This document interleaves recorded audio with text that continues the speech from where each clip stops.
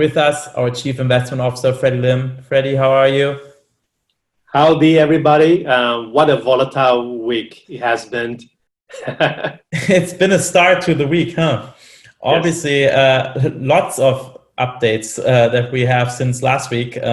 Obviously, last week the focus was on the early election. We didn't even have a result last time we spoke, right? I think last time we spoke, actually, Donald Trump was still leading in most of the polls. But we were obviously knowing that the mail-in votes were still to come, right? So with that being said, obviously, President-elect so far is Joe Biden. We already talked a little bit of what implications that would have in terms of the U.S. government and stimulus and things like that. Do you have an update now that we can kind of like at least what 90% of all news outlets say is a Biden victory? Well, yes, by the electoral votes that we've seen, President-elect is Joe Biden. However, the problem is the Republicans and President Trump himself, they are now contesting and challenging the election results. What's going to happen is we're going to go to we're going to probably go through a recount for some states with that automatic recount mechanism in place. But for some states, the local courts have to decide whether they want to do a recount. So there's going to be more uncertainty, and the seats for that, for more uncertainty is being sold. And that's sort of making the market flip-flop quite a bit the last few weeks, other than the vaccine news. Yeah, and that's the next topic I want to talk about, right? So I think we gave a big vaccine update probably 6-7 weeks ago, right? And you already talked about some of the players that are getting closer to one. Obviously, big news from BioNTech and Pfizer, right? Maybe you want to the people who haven't heard about it or at least are not sure what that means, give an update? Yes, it's actually a huge news. Pfizer, in collaboration with BioNTech, that vaccine is the front runner right now. And they just finished the phase 3 trials, and they released the results with more than 90% of efficacy with a large sample of 44,000 people being tested. The still questions remain, which is whether the subgroups, especially with the elderly groups, whether it works well. That data remains unseen. And also, we're still in a period where the next couple of weeks, the FDA is working with them to review upcoming data on safety. So as you know, safety data is about, the trial is done in July, and but it requires 2 doses, right? And each doses, there's a 2-month period where there's a follow-up sort of review to ensure safety checks and standards. So that data is about to come somewhere towards the later part of November. So it's going to enter into a next critical phase. And also around that time, around the 3rd week of November, Moderna, the second front runner, is also finally going to release their July trials, the phase 3 trials. So they are very closely contending with each other. And it's a very high chance that by the end of the year, we may actually have 2 vaccines being on the emergency authorization track. So that's the good news, where it has created a lot of. We see some kind of light at the end of the tunnel here, at least, right? And I think any news that is positive in that regard, it's getting cheered on by the markets, right? Absolutely, and we've seen we started Friday and Monday. We've seen what we call a sector rotation, where there's huge amount of outflows from pandemic winners like tech names into the beaten down sectors of the economies. So airlines, hotels, and REITs are actually starting to have a life of their own. So without the political uncertainty that the Republicans and Trump was sowing, it would have been a very, very good general feature for the market, and with a sort of a rotation out of tech into the other sectors. But that's now been complicated by the challenge on the election results. So this is a very messy situation.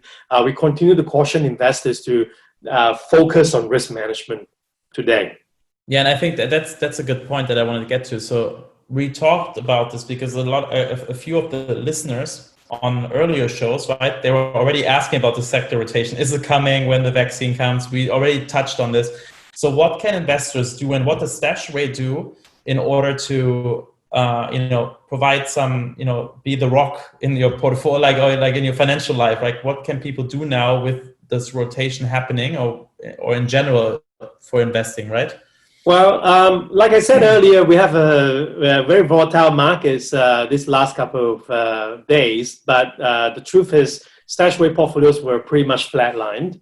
And that's a reflection of our reoptimization back in mid-May this year, where the algorithm has gone into an all-weather strategy. All-weather, so as the name suggested, it's just balancing out reward and risk and trying to be as resilient as possible, beefing up defenses for portfolios as much as we can into the elections. And it goes to show a lot, because with so much noise and flip-flop, but the portfolios were flatlined. So I see that as a result of the reoptimization back in May. In that reoptimization, we reduced US dollar exposure, right, with gold. We bought China tech rather than US tech because of the antitrust risk, depending on whether the Democrat sweep both houses. There's just so much stuff going on. So we moved away from the most contentious area while retaining a huge balancing act. And that's showing up this month to date so far in resilience.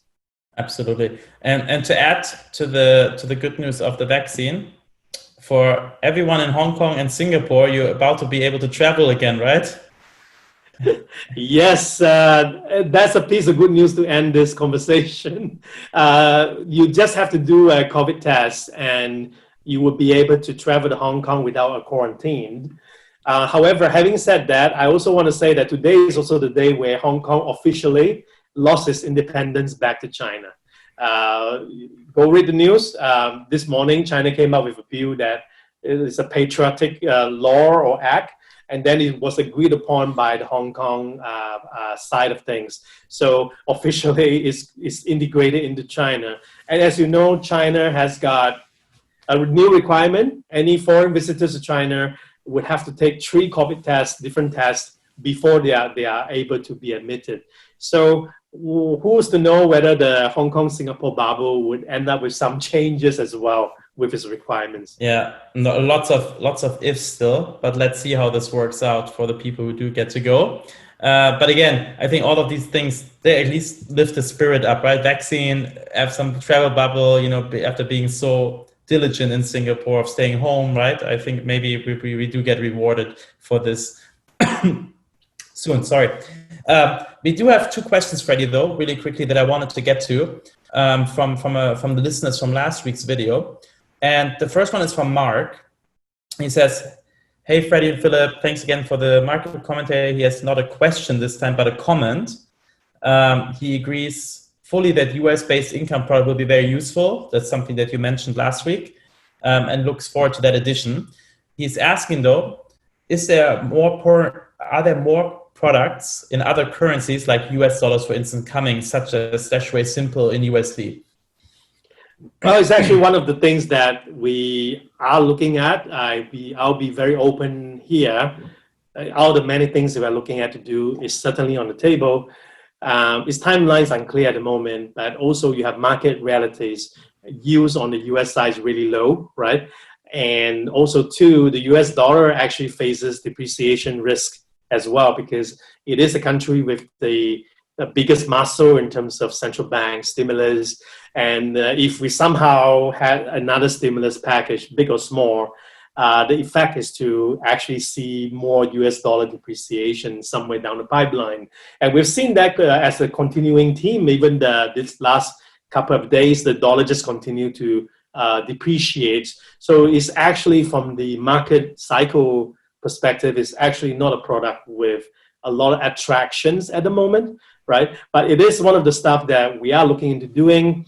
But in my personal opinion, a more globally diversified version of it is more interesting. A more income generating one for that portfolio is actually more interesting than a pure US dollar version, precisely because of currency weakness. Correct. Yeah. Thanks, Freddy. We also have, just to wrap it up, a question from Simon Chong. And he says, "Hey guys, Just wondering if you'll consider having a 100% equity portfolio in the future, something like 70% US and 30% international, for example. Well, actually, prior to our reoptimization in May, we already have one. It's the StashAway Risk Index 36% risk level. That particular risk point is 95 percentage point. It was 95 percentage point exposed to equities and 5% in bonds. But because the algorithm has seen too much uncertainty back in May, we moved into an all-weather strategy. So it actually bought about quite a good number of protective assets, up to 20%, particularly with gold. It was a cyclical decision, but at some point when the economic numbers continue to come in and strengthen and confirm the growth track, it will go back to a 95-5 portfolio. So it's almost like 100% equities in good times. As you know, we are not in good times right now. We're in the technical recession. Our algorithm is in an all-weather strategy. That's why you're not seeing a 100% equity portfolio. But we already have it before. Yeah. Great explanation, Freddy. I think, Simon, if you want to learn more about this as well, you can always join one of our webinars, especially the one on ERA and the deep dive that Freddy does every other month. So sign up for that if you want to learn more about this. For everyone else, we do have 2 more upcoming webinars. In Singapore on the 21st of November, we actually have a StashAway investment certification class. So you can take that class. It's from 9:30 a.m. till 12:30 p.m. 21st of November. The links are in the show notes below for you to sign up. And in Malaysia, we have our Personal Finance Basic webinar, which is on the 18th of November, 6 to 7. Again, links are in the show notes below, as well as on our websites, where you can find them also. Otherwise, Freddy and myself will be back with you next week, and have a wonderful rest of your week. Goodbye. Subscribe to our YouTube channel to get notified whenever we have new content out for you. Also, don't forget to download the StashAway app. It's available in the Apple App Store as well as the Google Play Store. So you can start on your financial journey right now.